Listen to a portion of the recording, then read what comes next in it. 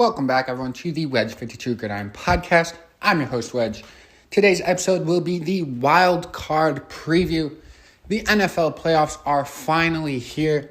The moment that all of us have been waiting for. At least fan bases of 14 NFL teams will be excited, will be happy, will be on the edge of the seat until their team is knocked out of the playoffs. Today's episode will be a little bit different than the normal league-wide weekly recap.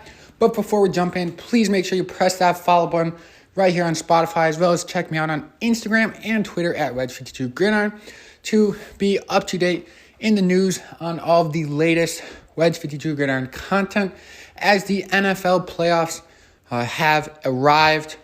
Everybody better tune in, buckle their seat, and cheer for their teams.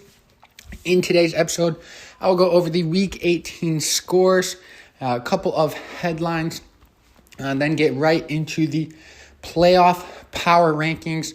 I will only be ranking the 14 playoff contenders, Super Bowl contenders, as the playoffs are beginning next weekend.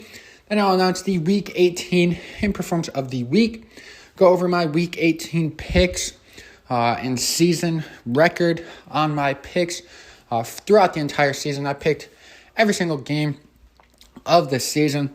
And then I'll get into the wild card preview. Make sure you stay tuned for that one. Tune in to your team's matchup preview. And then I'll make my wild card picks.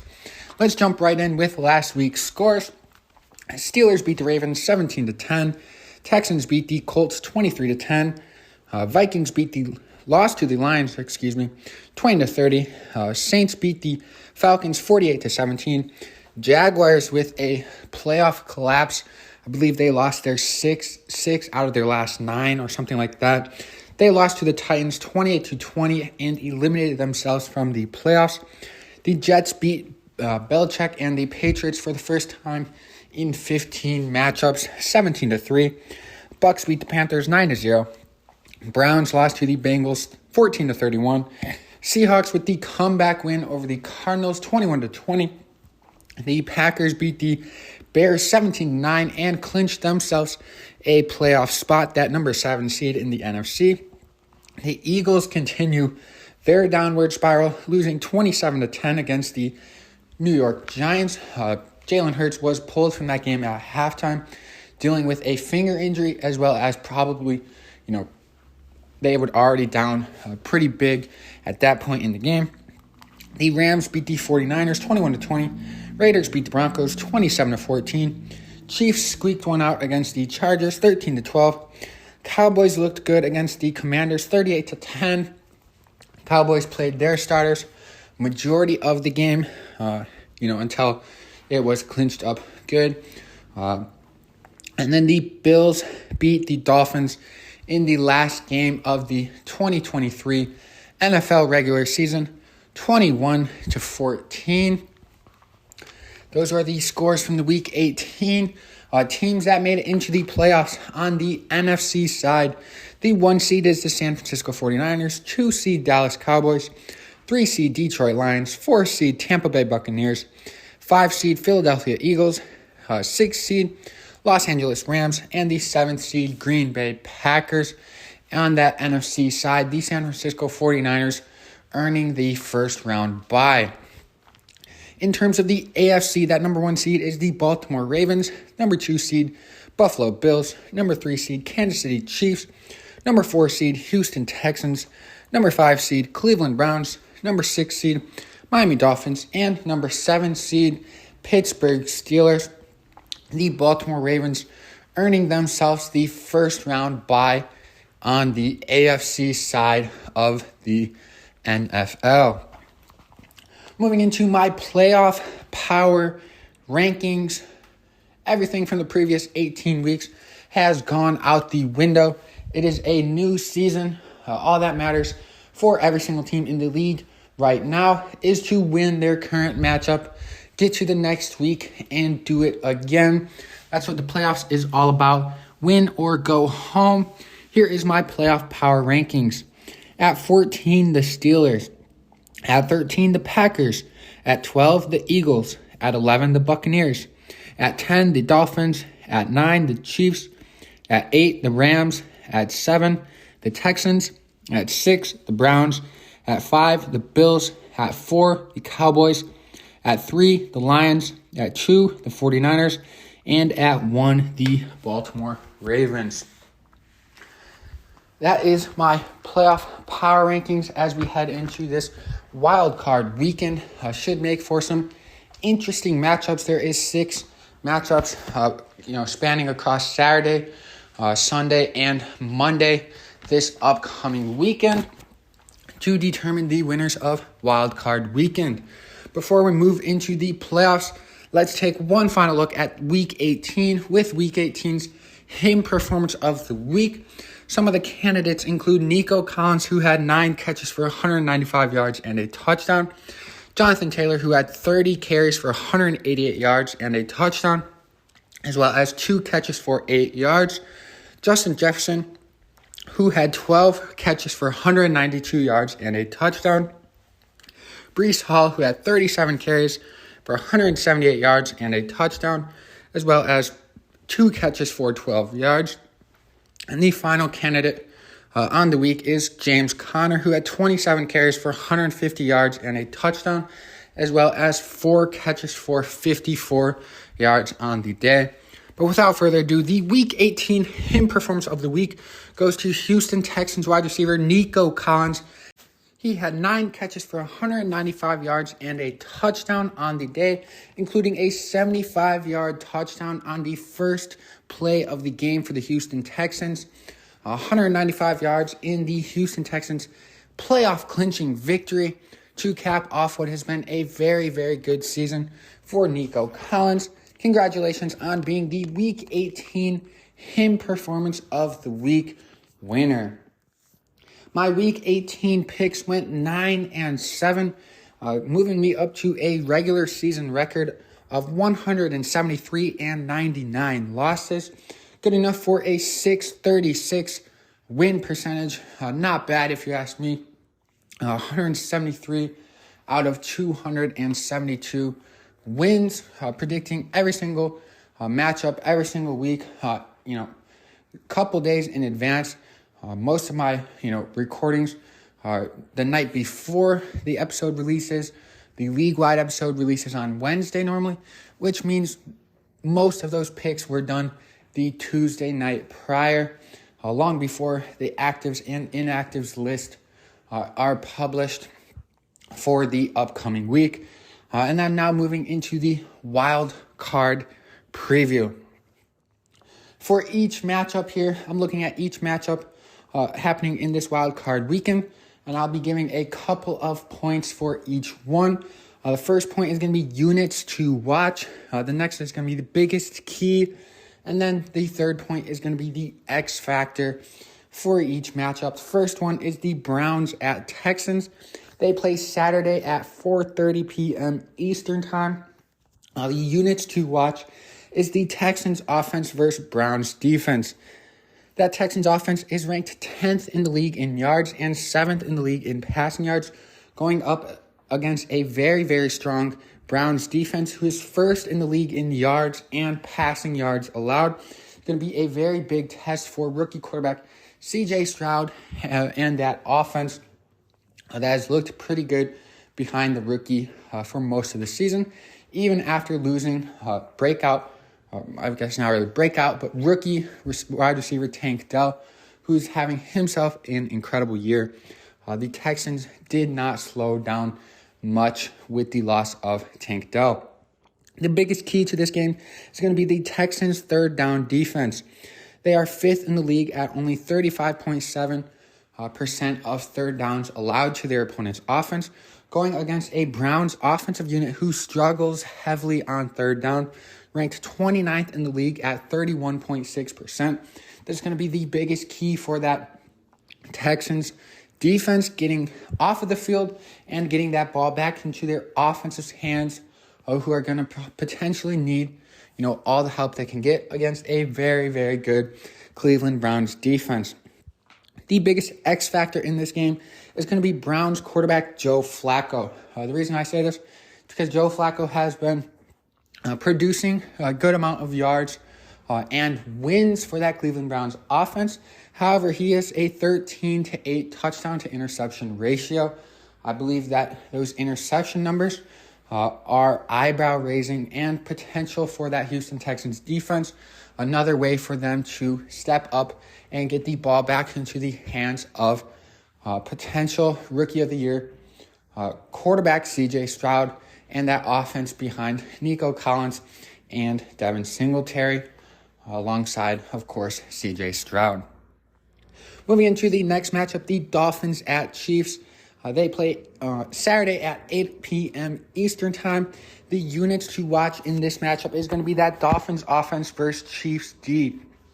Dolphins offense is ranked first in yards, first in passing yards, and second in points this season. Going against a Chiefs defense who is very sneakily, very quietly a very, very good defensive unit this season. Part of the reason why that Chiefs team is still, the third seed in these playoffs here after a struggling offense, an offense that has struggled to do really much of anything most of the season, except for, of course, Patrick Mahomes being Patrick Mahomes. That defense has helped them stay in ball games throughout this entire year. They are ranked third in yards allowed, fourth in pass yards allowed, and second in points. It's going to be a big challenge for that Dolphins offense, who has struggled going against better defenses in the league this season. Obviously, we saw what happened against Baltimore Ravens, where they struggled mightily, only putting up 19 points. And then in that Cowboys game, they did win that one, but only putting up 22 points. I believe their offense in matchups against teams with a winning percentage this year, they averaged 33.8 points or something very close to that. And in their 6 or 7 matchups against teams over 500, they averaged 17.1 points per game, a 17-point swing against teams with a winning percentage over 500 versus teams with a winning percentage under 500. Definitely eyebrow-raising and alarming for the Miami Dolphins offense. The biggest key in this matchup is going to be the Chiefs' rushing attack. Main reason for this is going to be because, they've been struggling offensively, most specifically their receiving core. But the temperature is projected to be 15 degrees in Kansas City at time of kickoff. So establishing a run is going to be critical for the Chiefs, who have a solid rushing offense behind Isaiah Pacheco, as well as beating down that already injured Miami defense. They've been missing a lot of key pieces. Bradley Chubb added to that list a couple of weeks ago, done for the season. Going straight at that, struggling health-wise Miami defense can benefit the Chiefs tremendously, especially in the projected very, very cold temperatures. And then the X factor in this matchup is going to be the Chiefs drops. I already mentioned it. The Chiefs have been struggling with drops this entire season. Patrick Mahomes, despite the team leading the league in drops, still at 67.2% completion percentage. We know Patrick Mahomes' capabilities throwing the football. If you remove all of his drops, 0 drops, obviously not quite feasible. No team in the league has 0 drops. I don't know the difference from first place to second place, but removing all of those drops, Patrick Mahomes would be at 73.9% completion percentage, which would put him first in the league. Dak Prescott is currently first in the league among, I think Mason Rudolph has higher, potentially Jake Browning. But Dak Prescott is leading, with quarterbacks who have thrown over 200 passing attempts or something like that at 69.5%. Mahomes would be 4% over that with 0 drops. Definitely a big X factor in these Dolphins versus Chiefs wild card matchup. Moving into the next one is the Steelers at Bills. They play Sunday at 1 o'clock. The units to watch for this one is going to be the Bills offense versus the Pittsburgh defense. Bills offense is 6th in the league in yards and 1st on third downs, converting a 49.8% of the time on third down. Absolutely incredible. Them picking up 1 out of 2 third downs. Obviously, down in distance, third down and distance plays into that. So definitely being productive on first and second down for the Bills. But still 1 out of 2 third downs converted is incredible. Going against the Pittsburgh defense, who is 22nd in yards allowed and 21st on third down, and now be going into their first matchup without star defensive player of the year candidate TJ Watt is not expected to play after injuring himself against the Baltimore Ravens in Week 18. The biggest key for this one is going to be Josh Allen, most specifically protecting the football. Yes, Josh Allen has a lot of touchdowns this season. He also leads the league in turnovers with 22 turnovers on the season for him. If the Bills want to, eliminate the chances of the Pittsburgh Steelers hanging around in this game like they have done in every matchup this entire season, the Pittsburgh Steelers, Josh Allen needs to protect the football at all costs. And then the biggest X factor in this matchup is going to be Buffalo Bills wide receiver Stefon Diggs, who, has the talent of one of the best wide receivers in the league, is one of the best wide receivers in the NFL. For whatever reason, Josh Allen and the Stefon Diggs connection, like we've seen it the past 3 years, has not quite been there this season. Stefon Diggs' last 100-yard game this season was in Week 7, and his last touchdown was in Week 13. The Buffalo Bills, to increase their chances of not only this week's matchup against the Pittsburgh Steelers, but to increase their chances of making a playoff run, need Stefon Diggs to get going. That is the biggest X factor in this Steelers at Bills matchup. Moving into the Packers at Cowboys, units to watch starting Sunday at 4:30. Units to watch is going to be that Cowboys offense versus that Packers defense, most specifically the rushing side of both of those. Cowboys total yards, they rank 4th in the league, and they are 14th in rushing yards versus that Packers defense, who is 17th in yards allowed and 28th in rush yards allowed. We all know the dominance of CeeDee Lamb, Brandon Cooks, and that offense behind MVP candidate Dak Prescott. But to win this one, they are going to need to establish the run against that Packers defense, who is solid, but does struggle mightily in the rushing attack, ranking 28th in the league of yards allowed. Biggest key in this one, like I said, Packers defense stopping CeeDee Lamb. They are 9th in passing yards allowed, so pretty good on the back end of that Packers defense. Definitely helps with guys like Gary, Clark, and Smith applying pressure on the opposing quarterbacks, consistently. But shutting down CeeDee Lamb is going to be a major key for that Packers defense. CeeDee Lamb ranks 2nd in the league in yards and 3rd/2nd for touchdowns. Mike Evans and Tyreek Hill, I believe, are tied for 1st, and then CeeDee Lamb sitting there in that 3 spot.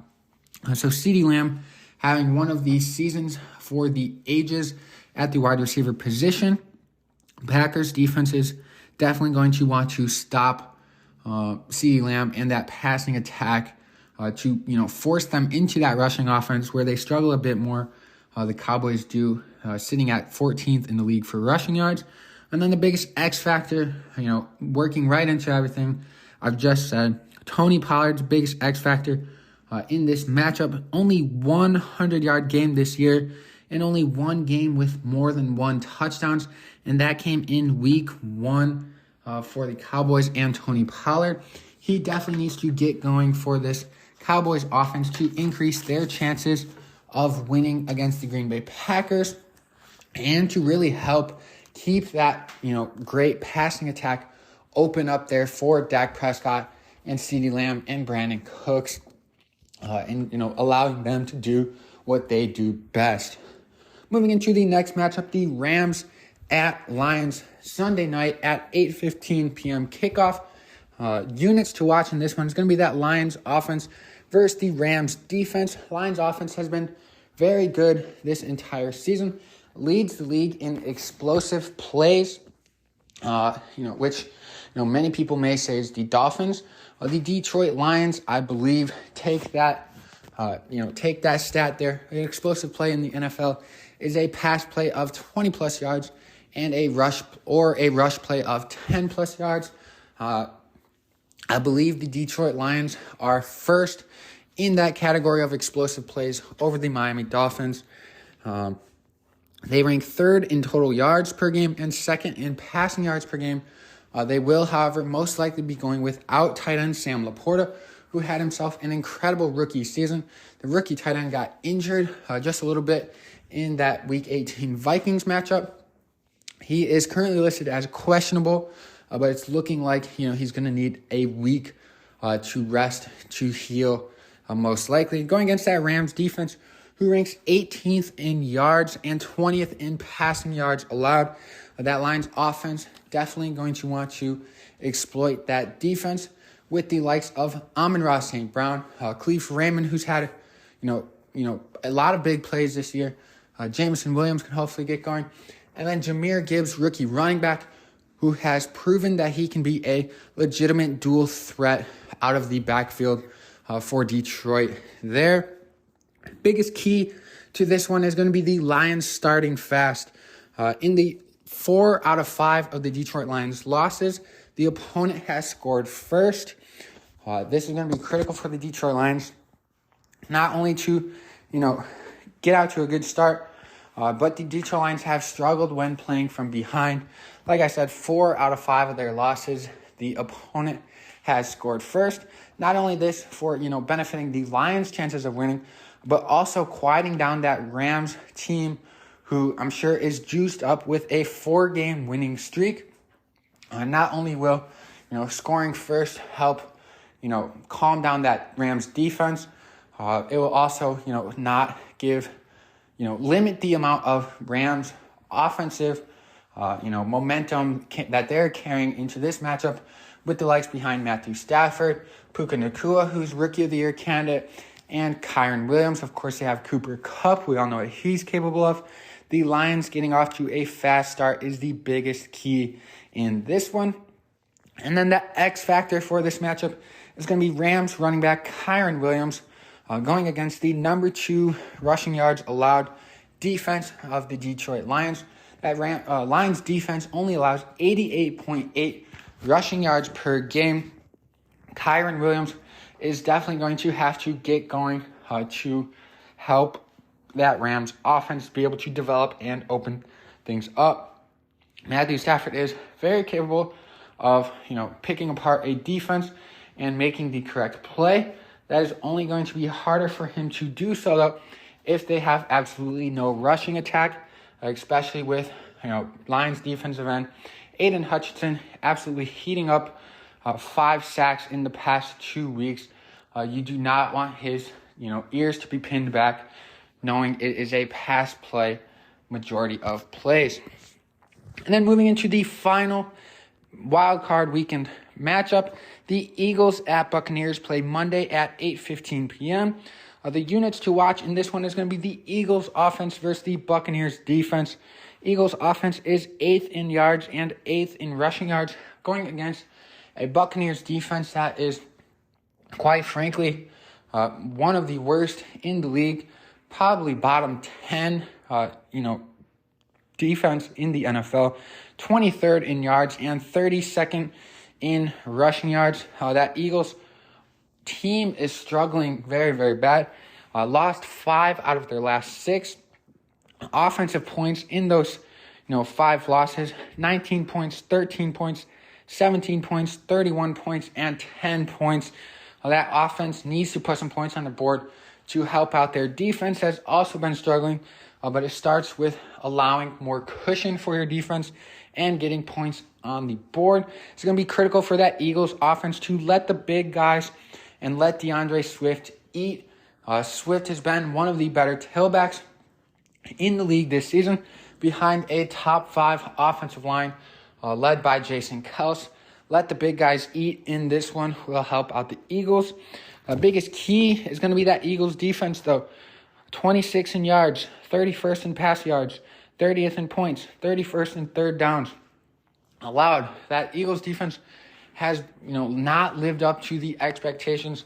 The second, the final 2/3 of the season after starting out well. Final 2/3 of the season, they have been absolutely horrible. You cannot do that against the Buccaneers offense, who has weapons. Baker Mayfield has proven that he can be a decent to above average quarterback, especially with weapons on that Buccaneers offense like they have with Mike Evans, Chris Godwin, and Rachaad White. These guys can eat up a defense if the opportunity is presented. Biggest key is for that Eagles defense to be dialed in and play, quite frankly, the best game that they've probably played this entire season, especially this entire second half of the season. And the biggest X factor is going to be Buccaneers quarterback Baker Mayfield. He has more yards, more touchdowns, passing touchdowns, and less interceptions than Eagles quarterback Jalen Hurts. If the Buccaneers want to have a chance in this one, Baker Mayfield is going to need to have more yards, touchdowns, and less interceptions than quarterback Jalen Hurts.